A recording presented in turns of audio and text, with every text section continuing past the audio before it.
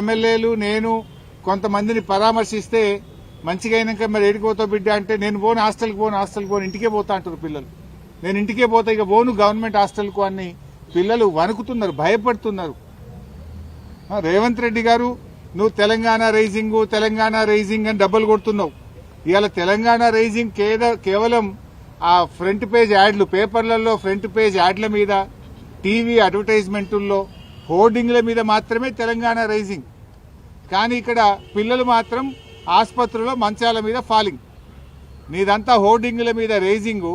గురుకుల పాఠశాల ప్రభుత్వ పాఠశాల పిల్లలు ఆసుపత్రులలో బెడ్ల మీద ఫాలింగ్. నీ గవర్నమెంట్ గింతే ఉన్నది. నువ్వు ఎట్లా రేజ్ అవుతున్నావు నాయన?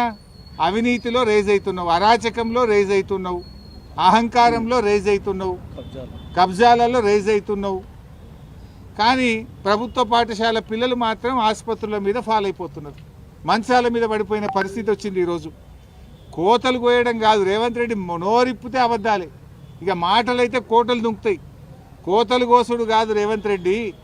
నువ్వు నిజాయితీ ఉంటే గా బడి పిల్లలకు గా హాస్టళ్లలో ఉండే పిల్లలకు ఇంత కడుపు నిండా అన్నం పెట్టు ఫస్ట్. నువ్వు విజన్ 2047 తొక్కుతా పీకుతా అని పిచ్చకుంట్ల మాటలు మాట్లాడకు. పిల్లలకు ఇంత కడుపు నిండా అన్నం పెట్టే కార్యక్రమం చెయ్యి. మాటలు ఎక్కువ ఉన్నాయి తప్ప అన్నీ ఉత్తముచ్చట్లే. ఏమైనా మాట్లాడితే 20,000 కోట్లతో నేను ఇంటిగ్రేటెడ్ స్కూళ్ళు పెడుతున్నా అంటాడు. 20,000 కోట్లు పెట్టి ఇంటిగ్రేటెడ్ స్కూల్ పెట్టేటప్పుడు అప్పటిదాకా పిల్లలు బతుకుంటే కదా. ఇలా పాఠాలు చదువుకోవాల్సిన పిల్లలు అరచేతిలో ప్రాణాలు పెట్టుకొని బతుకుతున్నారు, గిజగిజలు ఆడిపోతున్నారు.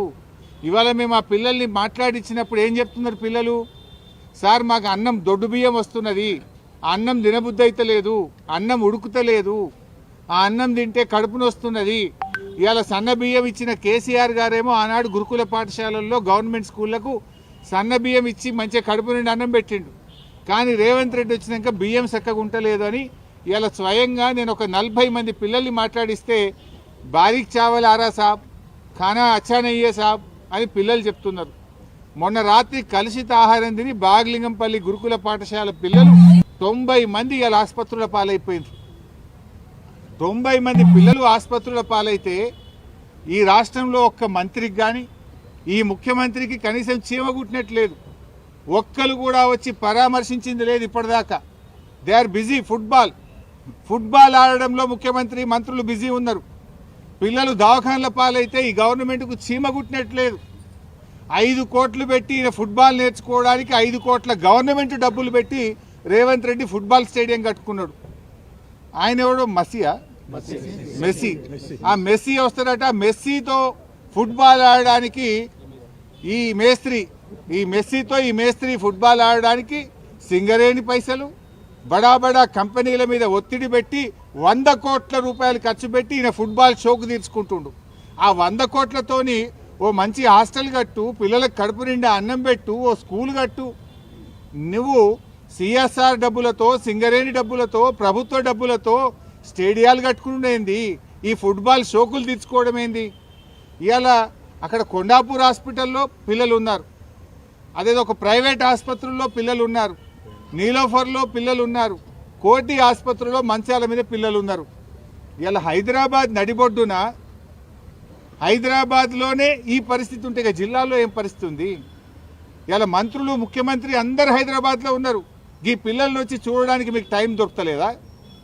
మీకు ఎంతసేపు ఫుట్బాల్ ఆడడానికి నీ షోకులకే టైం సరిపోతలేదు, నీ కబ్జాలకు నీ కమిషన్లకే నీకు టైం సరిపోతలేదు.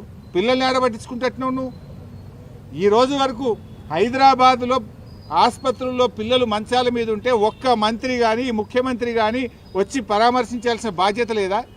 61 సార్లు ఢిల్లీ వేయండి ముఖ్యమంత్రి, 61 సార్లు ఢిల్లీ పోవడానికి టైం ఉంటుంది, నువ్వు పోయి ఫుట్బాల్ ఆడడానికి నీకు టైం ఉంటుంది. కానీ ఈ పిల్లల్ని పరామర్శించడానికి, ఈ పిల్లలకు ఏం జరిగిందో తెలుసుకోవడానికి రేవంత్ రెడ్డి నీకు టైం లేదా అని నేను అడుగుతా ఉన్నా. ఇవాళ నువ్వు ఈ పిల్లల పాలిట పాయిజన్ 2047గా మారిపోయినావు. పిల్లల పాలిట పాయిజన్ 2047గా మారిపోయినావు. మాటల్లో గతంలో కూడా పోయిన సంవత్సరం కూడా ఇట్లే ఫుడ్ పాయిజన్ అయింది. అప్పుడు బీఆర్ఎస్ పార్టీ మేము మా పార్టీ ఆధ్వర్యంలో గురుకులాల బాట పట్టినాం, ముఖ్యమంత్రి మీద ప్రభుత్వం మీద ఒత్తిడి పెంచాం. అప్పుడు రేవంత్ రెడ్డి అప్పుడు మెల్లగా లేచిండు, కుంభకర్ణుడు నిద్ర లేచినట్టు లేచి అప్పుడు ఏమన్నాడు? లేలే ఇక ఇప్పటి నుంచి అంత గ్రీన్ ఛానల్ పైసలు ఇస్తా, కలెక్టర్లు అడిషనల్ కలెక్టర్లు రోజు హాస్టళ్లలో పోయి పంటరు, ఇక ఎక్కడ జరగది, జరిగితే తోలు తీస్తా అని మాట్లాడిండు. మరి మళ్ళీ ఎందుకు జరుగుతున్నది? నీ గ్రీన్ ఛానల్ ఏమైపోయింది? ఎందుకు మళ్ళీ రోజు ఫుడ్ పాయిజన్ జరుగుతున్నది? ఇప్పుడు తోలు తీయాల్సింది నీదా అధికారులదా? నువ్వే విద్యాశాఖ మంత్రివి, నువ్వే ముఖ్యమంత్రివి, అట్టర్ ఫ్లాప్ అయిపోయినావు నువ్వు. పోయిన సంవత్సరం ఇట్లే మాట్లాడినావు కదా, మళ్ళీ ఇప్పుడు ఎందుకు జరుగుతుంది అని నేను అడుగుతా ఉన్నా. ఇది ఎట్లుందంటే రేవంత్ రెడ్డి కథ వెనకటికి కూడా అన్నాడట, తినడానికి తిండి లేదు కానీ మీసాలకు సంపంగి నూనె అన్నాడట. ఇక పిల్లలకి ఇంత అన్నం పెట్టే తెలివి లేదు రేవంత్ రెడ్డికి. ఇక నేను 3 ట్రిలియన్ ఎకానమీ చేస్తా, నేను 2047 విజను, నేను ఫ్యూచర్ సిటీ కడతా. నీ సిటీ ఏందో నువ్వేందో, ముందు పిల్లలకి ఇంత కడుపు నిండి అన్నం పెట్టు. అరే పిల్లలు పోయి ఒక దిక్కు పోలీస్ స్టేషన్లో కంప్లైంట్ ఇస్తే సిగ్గుండాలి. నీ మీదనే కంప్లైంట్ ఇచ్చారు కదా, నువ్వే విద్యాశాఖ మంత్రివి, నువ్వే ముఖ్యమంత్రివి. ఈ పురుగులన్నం మాకొద్దని పోలీస్ స్టేషన్లో పిల్లలు పోయి ధర్నా చేస్తూ నువ్వు కేసు పెట్టమని ముఖ్యమంత్రి మీద. ఆడ పాపం షామీర్పేట గురుకులానికి మా బీఆర్ఎస్వి పిల్లలు పోతే వాళ్ళు ఏం చెప్తున్నారు, బాత్రూములు కడిగేటువంటి బ్రష్లతోని భౌగోళిలు కడుగుతుండట. ఏం కావాలి ఆ పిల్లల పరిస్థితి? ఇంత దారుణంగా ఉంటుందా పిల్లల పరిస్థితి? 2 ఏళ్ళైంది నీ గవర్నమెంట్ వచ్చి, 2 ఏళ్ళైనా పిల్లలకి ఇంత అన్నం పెట్టలేవా రేవంత్ రెడ్డి? ఏదో కొత్తగా వచ్చినా ఏడాది తప్పించుకున్నావు. నిన్ననే 2 ఏళ్ల పాలనను సంబరాలు చేసుకున్నావు, తెగ సంబరాలు చేసినావు కదా. కోట్ల రూపాయలు గవర్నమెంట్ సొమ్ములు ఖర్చు పెట్టి 100 కోట్లతో అడ్వర్టైజ్మెంట్లు పెట్టి పేపర్లల్లో, టీవీలల్లో, హోర్డింగ్లల్లో దేశం మొత్తం రాష్ట్రం ఏడ చూసినా నీ బొమ్మలు పెట్టుకున్నావు. నీ బొమ్మలు మస్తుగా చూసినాం కనుక పిల్లలకి ఇంత అన్నం పెట్టు. అన్నం పెట్టే చేతనైతే లేదు నీకు. ఇవాళ రేవంత్ రెడ్డి గారు ఎందుకో ఏమో నాకు అర్థం కాదు, పేద పిల్లల మీద పగబట్టిండి రేవంత్ రెడ్డి. ఆ పేద పిల్లలకు కనీసం ఇందాక పిల్లలు చెప్తున్నారు, సార్ పొద్దుగాల చలికాలం ఆడపిల్లలు వాళ్ళు ఆ సన్నీళ్ళతో స్నానం చేయలేకపోతున్నాం సార్, ఒక గీజర్ పెట్టింది సార్ అని ఆ పిల్లలు బతిలాడుతున్నారు. అరే నువ్వు ఫుట్బాల్ ఆడడానికి 5 కోట్లతో స్టేడియం కట్టుకుంటావు, 100 కోట్లతోనే ఆ మెస్సీని తెచ్చుకొని ఫుట్బాల్ ఆడతావు. కనీసం మరి ఈ పిల్లలకి ఇంత వేడి నీళ్ళు వచ్చేటట్టు ఓ హీటర్ పెడితేంది, చలికాలం దుప్పట్లో, బ్లాంకెట్లో, షటర్లో ఇవ్వచ్చు కదా. ఇప్పటిదాకా ఎస్సీ, ఎస్టీ, బీసీ హాస్టళ్లలో బ్లాంకెట్లు రాలేదు, దుప్పట్లు రాలేదు. ఆడపిల్లలకు కూడా చన్నీళ్లతో చలికాలంలో 5 డిగ్రీ సెంటీగ్రేడ్లో ఇవాళ చలికాలం గిజగిజ వణికిపోతూ చన్నీళ్ళ స్నానం చేస్తున్నారు పిల్లలు. ఎందుకు పట్టించుకోవట్లేదు అని అడుగుతా ఉన్నా. ఈ పేద పిల్లలంటే నీకెందుకు చిన్న చూపు అని నేను అడుగుతా ఉన్నా. నీ పాలనలో ఈ 2 ఏళ్లలో 116 మంది పిల్లలు చనిపోయింది.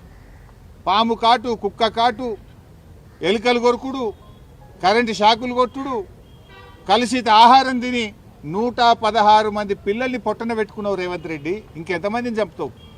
2 ఏళ్లలో 116 మందిని చంపినా కూడా నీకు ఇంకా కనునిప్పు అయితలేదా?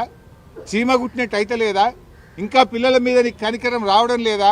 ఇప్పుడు ఒక తల్లి చెప్పింది నాకు లోపల, అమ్మ పేరు ముస్లిం అమ్మ, కేసీఆర్ సాబ్ ఉండగా ఇట్లా ఎప్పుడు కాలేదు సార్, ఆయన మా కోసం ఈ స్కూళ్ళు పెడితే మేము నమ్మి ఇలా జాయిన్ చేసినాం సార్, ఈ రేవంత్ రెడ్డి వచ్చినాక గిట్ల అవుతుంది అని ఒక తల్లి, ఒక అమ్మాయి తల్లి నాకు చెప్పుకుంటూ కేసీఆర్ని యాద్ చేసుకున్నది. ఆ రేవంత్ రెడ్డిని గట్టిగా అడుగుండ్రి సారు అని నాకు చెప్పింది. ఒక తల్లి చెప్పింది నాకు ఈరోజు. ఇంత దుర్మార్గంగా నీ పాలన ఉన్నది ఈరోజు. ఇవాళ నీది ఎంతసేపు కమిషన్ల గొప్పలే. నీది విద్యా కమిషన్ అని వేసినావు. ఓ విద్యా కమిషన్ పీక్తుంది, పొడుస్తుంది, ఇక నేను మొత్తం మారుస్తాను. విద్యా కమిషన్ రిపోర్ట్ ఇచ్చి 1 ఏడాది అయింది. ఎక్కడ పోయింది? చెత్తబుట్టలు పడేసినావా? విద్యా కమిషన్ రిపోర్ట్ ఎందుకు అమలు చేయట్లేదో నువ్వు ప్రజలకు సమాధానం చెప్పాలని చెప్పి కూడా నేను ఈరోజు అడుగుతా ఉన్నా. ఉస్మానియా యూనివర్సిటీకి పోయిండు మొన్న రేవంత్ రెడ్డి. ఏం మాట్లాడిండు? పేదవాడి మనసు చదువుతా అంటుండు. పేదవాడి మనసు చదువు పనిచేస్తాను. మరి పిల్లల మనసు అర్థమైతలేదా నీకు? ఈ పిల్లలు పురుగులన్నం మాకొద్దు అని పోలీస్ స్టేషన్ పోయినరు, పురుగులన్నం మాకొద్దు అని జాతీయ రహదారి మీద రోడ్డు మీద కూర్చొని ధర్నాలు చేస్తున్నారు.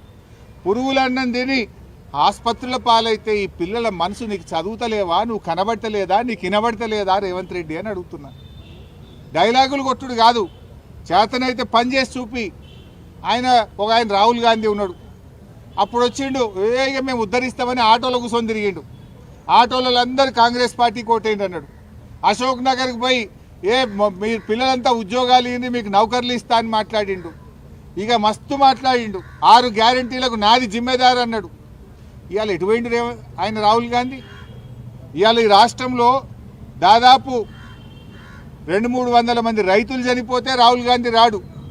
ఈ రాష్ట్రంలో 160 మంది ఆటో డ్రైవర్లు చనిపోతే రాహుల్ గాంధీ రాడు. 116 మంది విద్యార్థులు చనిపోతే రాహుల్ గాంధీ రాడు. 42% బీసీలకు రిజర్వేషన్ ఇవ్వకపోతే పోరాటాలు జరిగితే రాహుల్ గాంధీ రాడు.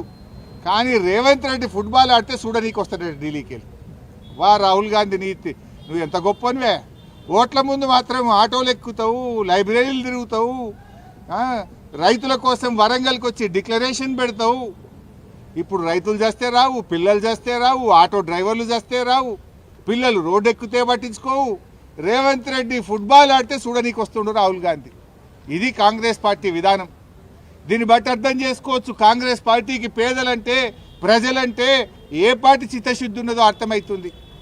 ఓడదాటేదాకా ఓడమల్లప్ప, ఓడదాటినాక బోడమల్లప్ప అన్నట్టున్నది. ఎలక్షన్ల ముందు అన్ని ఆటోలు ఎక్కిండ్రు, రైతుల చుట్టూ తిరిగిండ్రు, పిల్లల చుట్టూ తిరిగిండ్రు, కాళ్ళల్లో మొక్కిండ్రు, చేతులలో పట్టిండ్రు, హామీలు ఇచ్చిండ్రు, గ్యారంటీలు ఇచ్చిండ్రు, బాండ్ పేపర్లు ఇచ్చిండ్రు, ఫుల్ పేజ్ యాడ్లు ఇచ్చిండ్రు, టీవీల ముందు గొప్పగా అరచేతిలో వైకంఠం చూపించిండ్రు. గెలిచి 2 ఏళ్ళు అయింది. ప్రజల్ని ఇలా గుండెల మీద దంతా ఉన్నారు. ఎక్కడ ఎందుకు రాడు రాహుల్ గాంధీ? రాహుల్ గాంధీ నువ్వు రేవంత్ రెడ్డిని ఏమైందా నీ 2 లక్షల ఉద్యోగాలను ఎందుకు అడగవు? అవ్వా తాతకు 4000 పింఛన్ ఏమైందని ఎందుకు అడగవు? అక్కా చెల్లెలకు 2500 మహాలక్ష్మి గురించి ఎందుకు అడగవు? పిల్లలు గురుకుల పాఠశాలల్లో పాపం పురుగులన్నం తిని ఆగమైతుంటే అన్నం పెట్టే తెలివి లేదా రేవంత్ రెడ్డి అని అడగవా నువ్వు? ఆయన పిలుస్తాడట, ఈయన ఉరికొస్తాడట.